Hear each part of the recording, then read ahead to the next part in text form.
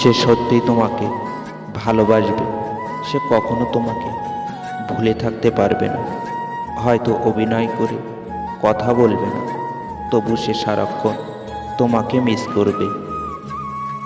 একটা রিলেশন টিকিয়ে রাখতে দুজনের মাঝে কোনো একজনকে প্রচুর বেহায়া হতে হয়। মূল্যটা সবাই বোঝে, তবে সেটা হারিয়ে যাবার পর।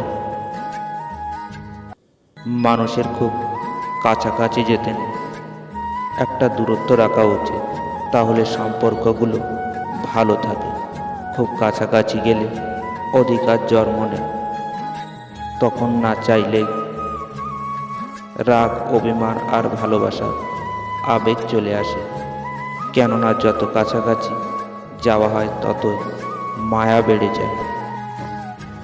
সম্পর্ক তৈরি করাটা যতই সহজ মনে হয়, টিকিয়ে রাখাটা ততটাই কঠিন। যে আমার সাথে ভালো থাকতে চায় তাকে ভালো রাখার দায়িত্ব আমার, আর যে আমার ছাড়া ভালো থাকতে চায় তার থেকে দূরে থাকার দায়িত্বটাও আমার। ভালো যদি বাঁচতেই হয় তাহলে নিঃস্বার্থভাবে ভালোবাসো, কোনো স্বার্থ নিয়ে নয়। প্রতিটি সন্তানই ভাগ্যবান যতদিন পর্যন্ত তার বাবা মা বেঁচে আছে। কিছু মানুষের একাকিত্বের গল্পগুলো লুকিয়ে থাকে কিছু মিথ্যা হাসির আড়ালে। অবহেলা কর যতটা পারি, বদলাবো না আমি। ভালোবাসা তোর কাছে না হয় হলেও আমার কাছে অনেক দাম। ছাড়তে পারবো না নিশ্চিত জেনে কষ্ট দাও বেশি। মায়ার শিকল ছাড়তে পারলে হতাম অবহেলা বিদ্বেষী।